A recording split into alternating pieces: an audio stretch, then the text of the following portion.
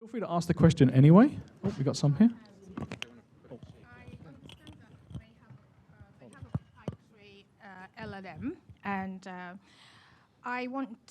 what I wanted to know was how they collect the data, whether they have enough data, and who makes sure that that data is actually accurate. And the reason why I'm asking is that I went for an event, and there was something to do with mental health, and the gentleman said the data that his GP had on him was inaccurate. And when it comes to health, your data needs to be, as far as I'm concerned, needs to be 100%. Heather, do you want to take that question? I think the question's about how do you ensure that the data that you have is accurate? Thank you. Thank you.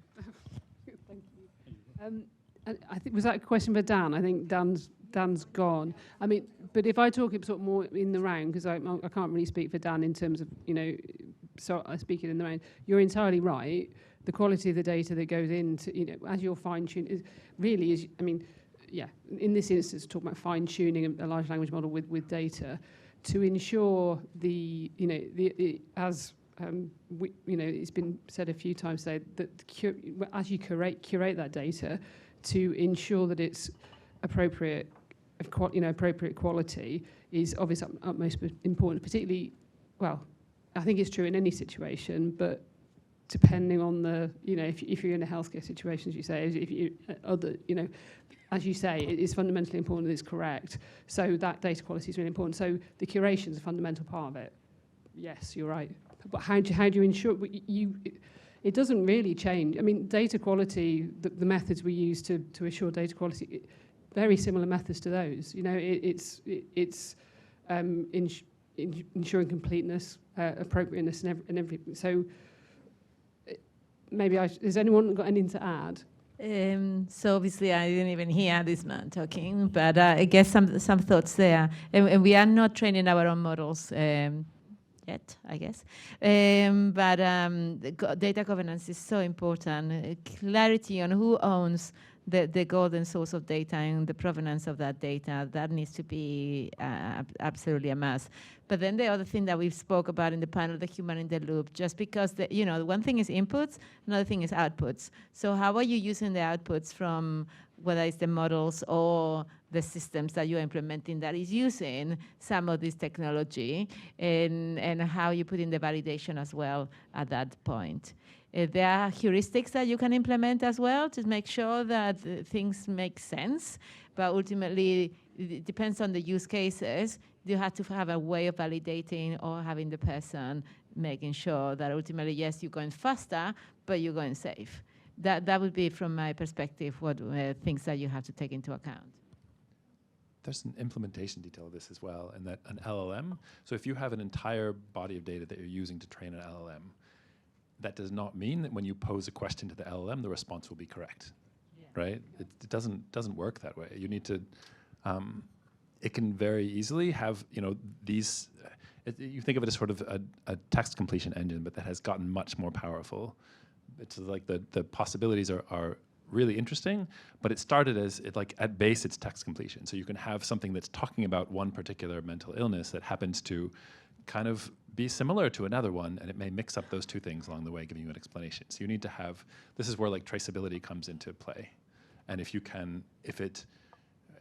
using something more of a RAG model as well, where you can say okay, this is the data that's giving you, but these are the references, and this is where you can look up whether there's human curated data that is correct, that's not LLM generated at all.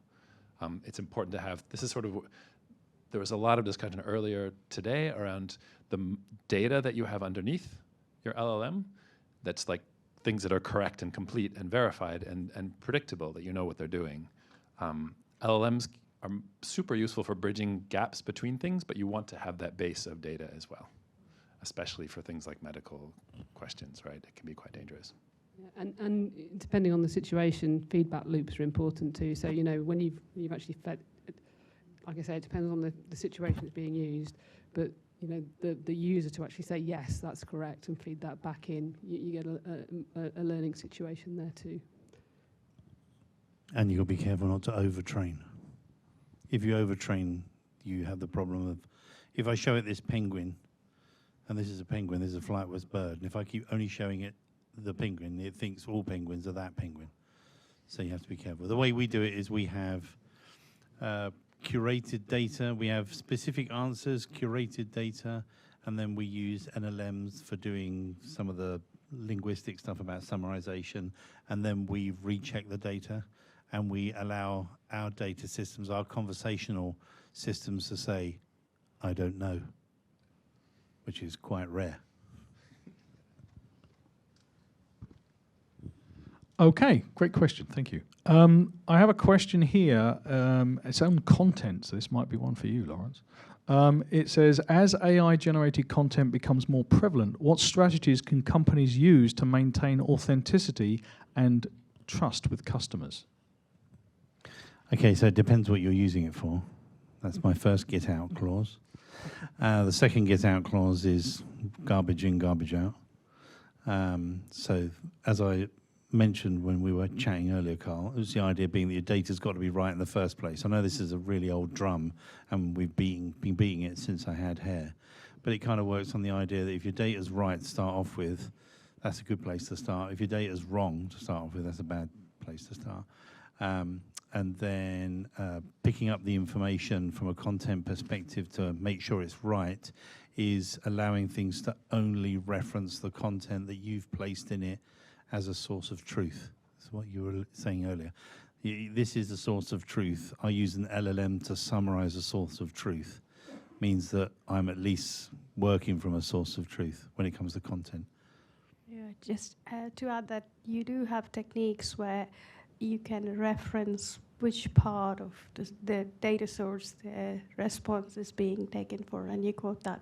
But there are also now techniques where you can also identify whether content that is generated has been generated by LLM or it's actually original contract, like a watermark. So there are various ways now to find out as well how accurate that content is, whether it's LLM generated versus, original output. So that is very important. I think there was a question this morning around IP from, IP discussions as well. Yeah, you do have to be careful though, because I know that I've constantly asked the same question twice. Like, why is this product better than our product? And then say, why is this product supposedly better than our product? And I won't get the same answers. I've had it so I can say the same question and get completely the opposite answer. So you do have to be careful about that. But generating content, I mean, LLMs don't generate content in a vacuum. So they're generating from something, and it's the something that you have to be careful of. And we've all seen it, right? I'd like to do a poem for my best man speech, and I'd like it to be in the theme of AC/DC. Yeah, it has to know what all that is to start off with. I did do that speech, by the way. It's quite good. But it needs to know all those references to start off with. And at the end of it, ultimately, it's a human in the loop. So if I ask it, see this press release that's publicly available, and this blog that are publicly available, use the voice of that blog to do me a LinkedIn post, there's no way I'm going to post that without reading it, because it's your reputation on that content. So. Yeah, I mean, from my perspective, from the marketing side, I very often do things like that, and I totally agree that I wouldn't dream of just posting that.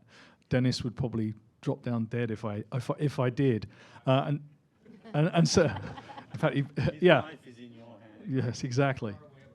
Yes. Okay. Hi. So, I don't know if this is. Okay. Here. Okay. I can talk loudly. So.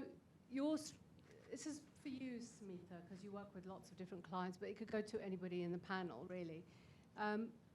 Where does your AI innovation strategy stem from? Does it come from the business, the strategy of that particular business, and cascade down?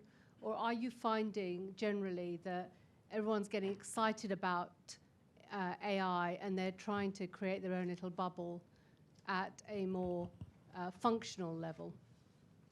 At Amazon, we always follow the principle working backwards. Always start with what the customer problem is, then start with that.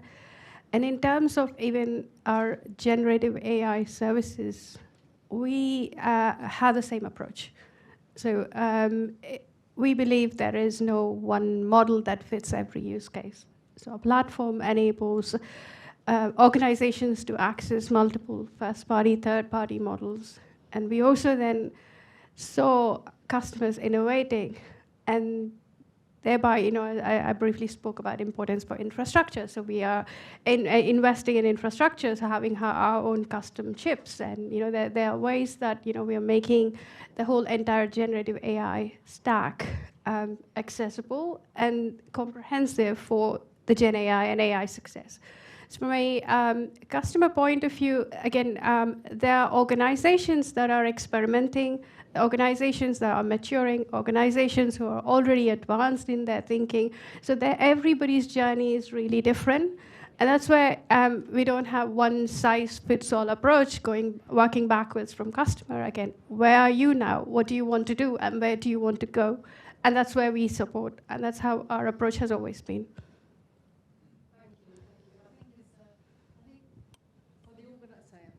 For the organisations, I'm keen to understand where that drive for applying AI comes from.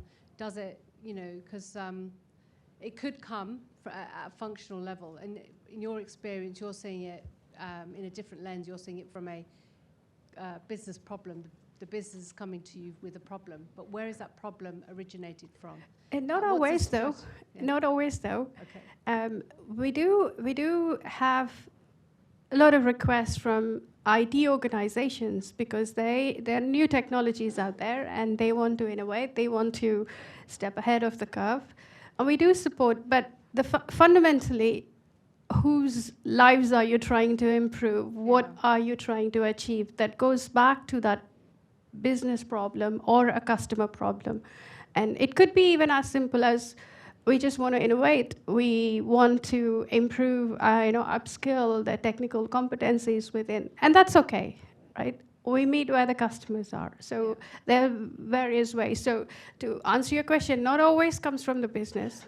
Then, but the challenge here is we always say this: if you don't have a business sponsor for your initiatives, even if it's a IT-led initiative, it cannot scale. Because some things like Gen AI or AI is spanning across different teams, and that collaboration is required.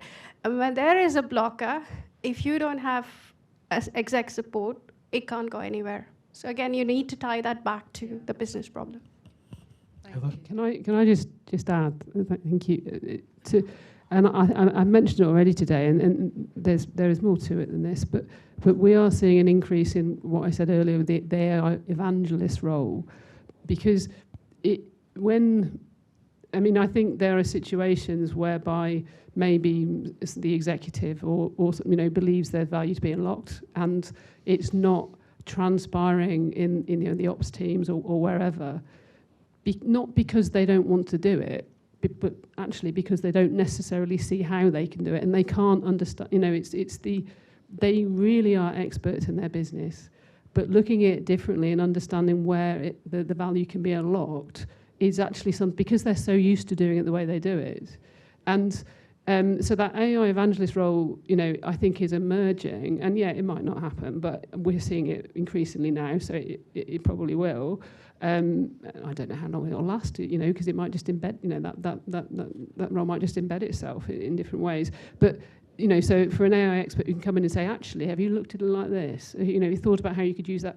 But also, importantly, is the role, and we've mentioned already today, and I'm sorry, I've said it again already. So, but value stream mapping, actually understanding, going in, understanding what the business is doing, and saying, well, actually, there's the opportunity here and there to do this or that. That kind of analysis done by someone or a team, teams who can liaise very well with the business, can work very well. And the added value you get there is because you're liaising with the business to work with them to understand the problem, they're buying into the solution, and that that can really, really improve the ways that AI gets taken up. So it's Oh, okay. Okay. I thought you were. It was Carl who was sleeping. I was trying to draw attention. Just from a software vendor, the way we deal with that, I made some notes because I do. It's the only way I remember otherwise. So sometimes we start with what's next and why. So from the point of view of, we work with AI because we've been in there since '96, so it's kind of in the products. So it's, are people asking for it? Genuinely. We always go back to clients and say, do you really need this? Why are you driving this request? Much like you said, sometimes it's a C level going, I've read this and everyone's using it, aren't they? And it's kind of like, no, they're not. And it doesn't do that. We're not dealing with how. I'm sorry, Dave, I can't do that. That doesn't exist, in that sort of nature. We've also got to be careful when we have big clients because we do what's called the Texas sharpshooter. Have you heard that? So you take a gun, you fire 6 rounds into a wall, and then you go and draw the target. So that afterwards, the sales guy goes, it's brilliant. He absolutely wanted this. We should do it another time. And it's like, yeah, but is that a Texas sharpshooter? It was great for that client, but we'll never sell it again. So that can deviate us from development because it's a problem we can't fix for everybody because not everybody has that problem. So sometimes that happens. And like you said, what problem are you trying to solve? Or is it just something you're interested in? Because sometimes people can't help themselves. It's kind of like, AI, it's amazing, isn't it? It can do everything. No, it can't. And people don't like to hear that. It's kind of like not, ask a question, right? You ask a question of the chat. It'd be nice for it occasionally to come back and say, I don't know what that is. You're going to have to go and look it up, because, well, the thing is if it always has to bring an answer and it doesn't know what is truth, as you said earlier, it's just building linguistically what's likely the next word, next sentence, against the question you ask. And as you said with RAG, that's just about being really smart about your prompt engineering so that you get a more accurate answer. But the whole time we're working on the probability of that answer being right or wrong. I kind of like to have it say, if it doesn't know, I don't know. But yeah, that's a long answer, sorry. Just one thing, maybe it doesn't really reply to your question, but just to comment on something. So you said AI doesn't resolve every problem, but it also resolves lots of problems in a very expensive way. Is that the best way? Maybe traditional ways of resolving the problem are better and more efficient, and some of us had to learn that the hard way because people get carried away. Like, now this is the magic solution for everything. Maybe not. And it can also create a whole set of new problems as well. Right, and as Paul said earlier on, you could be a long way down that development investment road before you realise this is a monumental waste of everyone's time and money. And maybe I think ultimately you want to make sure that AI doesn't become a hammer in search of a nail. Exactly. Okay, I've got a couple of questions here that are kind of similarly related. The question is, I'll read one of them. How can organizations effectively upskill their employees to work alongside AI-driven solutions without creating resistance to change? I mean, in terms of educating people within your organization, I can kind of offer a little bit of insight from what UST has done. UST has engaged in a program to get, I forget what the number is now, I think it's about 20,000 employees trained in AI. They're not actually going out and building systems, but necessarily being conversant with AI. And I think we're looking to do that within 12 months. Now, again, that's just one very simplistic example. Does anyone else have any experience of that? Happy to add something Sure. there. So first, I mentioned earlier the pros and cons, bigger companies, smaller companies. Being smaller, we certainly don't have as much investment, and so we had to think a little bit more outside the box. And for me, it's how do you harness everybody in the company, because, hey, everybody can learn this thing.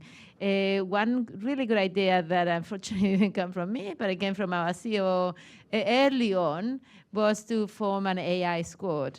And that was a volunteer group. Basically, the invite got sent to the entire firm. If you want to volunteer, just say why. And basically, this group of 20 people were chosen across the entire company. There was only a couple that I put there from a technology perspective, but everybody was from every different function.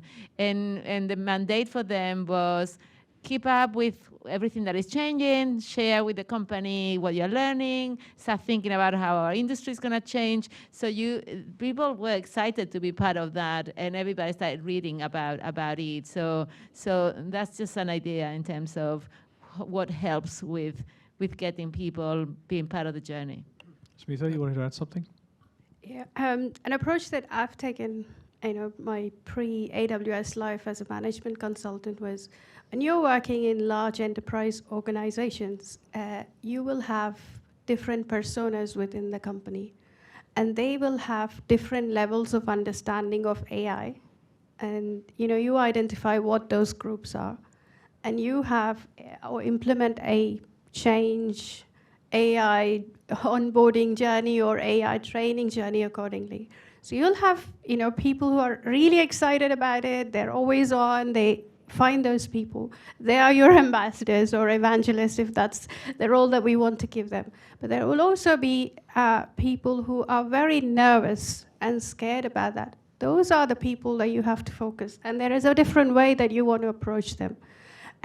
This could vary based on job roles. Depends on the company. Again, another thing I said in the morning is very important. Not everybody is a knowledge worker or a desk job person, right? People who work in manufacturing, on the floor, they may not even have time to log on to a computer, and then suddenly you come up with a AI agentic, process. Now you don't have a contact center, you don't have a HR, this is how you book your holidays, and how will they react? Think about that. Right? How do you cater? How do you take them on the journey? Everybody has that different journey. Find that out, what strategies that you need to put in place. Of course, you have, every organization now have Gen AI academies, training, upskilling that people, but think about the broader group than those that interact with technology. Yes. Well, I'd like to add that Go ahead, Paul. coming from low code practice, we often get similar skepticism when we get approached by developers, and the way we tackle that is just giving the people that are skeptical about the solution or about the technology, giving them a playground. And helping them, enable them. So not just giving it to them and running away, but giving them a playground, give them a little bit of enablement, and then they'll see the value in it in a very short space of time. So it's more so getting hands-on and giving them something to do. Yeah, I mean, certainly something from a UST perspective, one of the things that we've had out in the booth there is the Gen AI sandbox, and that's designed precisely to do just that, is to give people the opportunity to play around and say, okay, does this work? Does this not work? Because you don't want to get too far down that rollout and then suddenly realize, yeah, this might work, but actually it's going to be really expensive, and the business case just isn't there. Agreed. I think it's important to bring in sort of human psychology into these questions as well. So what are the things that, like if people if there's relatively high friction before people even want to go and start using a new tool, that's not uncommon, especially if people have been using a particular set of things that they're really expert in for years, and now you're saying, here, you hand them this weird, like, cumbersome, awkward thing that they've never, is unlike anything they've ever touched before, and say, here, you need to start using this now. There's going to be high friction against that naturally. And you kind of think of there was a study at some point of a class of pottery students who, one group of students were told, your goal by the end of the semester is to make throw as many pots as you can, do as many as you possibly can. And that's what you're going to be graded as, how many you've done. And there was another group that's told, at the end of the semester, you need to create the most perfect pot and do the most perfect pottery, do whatever you need to do to get the best one. And the students by the end of the semester who had the absolute best results were the ones who did the most, right? It was not the ones who were trying to get it right. So you want to separate out that necessity of make sure they don't feel like they have to get this right. The point is to go to a playground, have something that you can actually practice with and get kind of a sense to where it's not so unfamiliar anymore. Okay. I got one particular addition to that is you have to afford the people the time. Because if you're working 9 to 9, every day to just get your standard job done, and then someone says, we got this really groovy new way of doing it, the first thing you're going to say is, I haven't got time. So you have to afford people at times. So at OpenText, we have Career Week. You talk about what you can do and how you can do it better. They afford us Udemy Academy, and then they afford us time to set aside to actually do training. And we put it in an annual target. I want to learn this, and I will learn this. I will throw as many pots as I can, and out the window, ready-made. But you have to afford them the time. If people are already working at 110%, you can't go, we're going to bring something new. And I can give you that example from when we moved everyone from WordStar. Anyone remember that? And they hated it. And we moved them to WordPerfect 5.1, and they hated that. And then when we moved them from WordPerfect 5.1, which they loved, and we moved it over to Word for Windows, which for DOS actually, and they hated that. And then we moved them from that, which they loved, and we moved them to Word for Windows, which they hated. I don't think anyone's got over that, really. That's it. People don't like change because they're too busy. So you have to afford them the time to learn. Because we all want to learn. Every day's a school day. We like to learn new stuff, but usually now we're all grown up, so we don't have any time to learn new stuff, I think. Yeah, I mean, the human factor is something. I know that Heather did a webinar with our CMO and one of her colleagues, Adnan Masood, all about the human factor. And I think it's critical that, AI is wonderful. It can do so many things, and that's great. But it's also got some problems. It can do so many things. And you have to take into consideration the human element. Because it's only when you have the human and the AI together that you have genuine business benefits. You can't have AI going off and doing its own thing. You can't leave people to their own devices. But you put those two things together, and if you do it right, it can be very, very powerful. Well, I guess we're kind of getting close to the end here, but I did want to ask one question to pretty much everybody. Are there certain pitfalls that are people that very often don't think about as they're trying to deliver a solution? What are some of the unknown pitfalls or things that you can sneak up and bite you in the butt? The unknown unknowns. Yes. I'll start. Apparently what do you have? Ready, fire, aim. That's usually the problem most people have with new systems. They don't measure twice, cut once. Yeah, exactly. Measure twice, cut once. I said it in the session we did earlier. The start is your data. You've got to get that right. You've got to give people time to learn because they want to learn. You then got to change at a pace that is comfortable but still quick enough to be of value. But if you ready, fire, aim, then it's not going to work anyway. So you've got to have time. Yeah, I think one thing, there's a few things I could say here, but is and it's, things are changing. But 5 years ago, it was actually very hard to productionize AI at scale. It's got a lot easier to do that now, and the choices we have, the platforms that are available, and also the tools in which we can do it very quickly. But at the same time, it depends on an enterprise's sort of maturity in this space and how far they are down the road. But so it's still happened that so many proof of concepts are getting to proof of concept stage and not progressing, not because they didn't work, but because the understanding of how to, the capability of how to actually productionize them and get them embedded into the processes you're looking to change aren't there, or they haven't factored them into the cost. So it's, technologically, it's things like MLOps and LLMOps, but it's just the awareness that you do need to do this stuff at scale. You do actually need to have production systems, and so that's something I think is getting better, but it's holding back a bit. I think we touch on a lot of the things that the known ones, at least. We'll find out more as we go along. But I was sort of thinking in my mind, matching the ambition with the reality and the investment. Although not just by adding more money, you are going to get better results. Sometimes being constrained makes you think a little bit more out of the box. But a lot of that is around education and awareness and having everybody understanding where we are really going with this, and what's the reality right now, and what's the maturity journey, how these things are changing. So communication, transparency, and really trying to get everybody on the same page is probably key. Okay. Anybody else? This is maybe a sort of a higher level thought around discussions earlier today around regulation. And I feel like there's a definite risk in if you feel enormous pressure to get something out and keep up with our competitors who have already released a similar product or something like that. What are the corners that we will cut? And if we're not regulated in some way from cutting those particular corners, or if like we're regulated but the Americans are not, or something like that, how do we? It makes a very weird competitive space if there's lacking kind of necessary regulation. Right. And you don't know what's next, so don't get locked in. Keep your eyes wide open and be flexible. So I guess that's where a lot of tech debt comes as well, right? So yeah, have that forward-looking view. Okay. Well, I'd like to first of all thank my esteemed panel here for some great insights. I really do appreciate that. And as you can tell, we're kind of wrapping things up here. So I'd certainly like to thank each and every one of you for taking time out of your busy schedules and coming to this. Hopefully it's been worthwhile.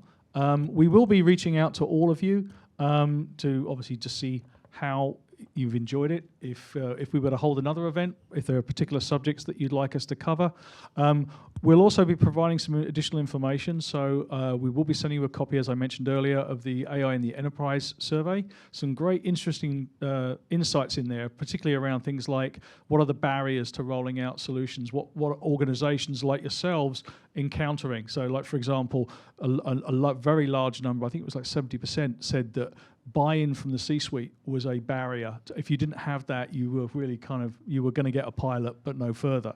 And that there are lots of other data points in there that hopefully will help you navigate that maze. In addition to that, we will be sending out some other information. So some of the presentations were recorded. We'll package those up and make those available. If you've got colleagues that weren't able to attend, or thinking back now you wish had attended, we can share that you feel free to share that information with them. Obviously they can reach out. We have people that you can have one-on-one discussions with as well. We'd be happy to also facilitate that. So without any further ado, I think we can wrap up. No, I would, first off, again, thank everyone here for taking your busy time out of your day. Is my mic hot? Yeah, thanks. Taking the busy time out of your day to join us on this wonderful spring day in London. It's a gorgeous day. Praveen, thank you very much for hosting this and allowing us to have the opportunity to put this together. It's been a journey. Most importantly, I want to thank the speakers, the panelists, and everyone else who's come here. And I'm applying for AI evangelist position that I just heard opened up. So if anybody has that ready to go, Praveen, do you have one? Do you have a job description? Okay. So again, thank you so much. We're here for you to answer any of your questions. Love to follow up with all of you after the event to answer more of your questions. I know our partners are here and eager to answer your questions. I really relished all the dialogue that was going on today. It was very difficult to get you back into the room after lunch. So with that, we have a nice reception for you afterwards to continue your conversation. Thank you again so much, and I look forward to meeting you again, and have a wonderful rest of your afternoon.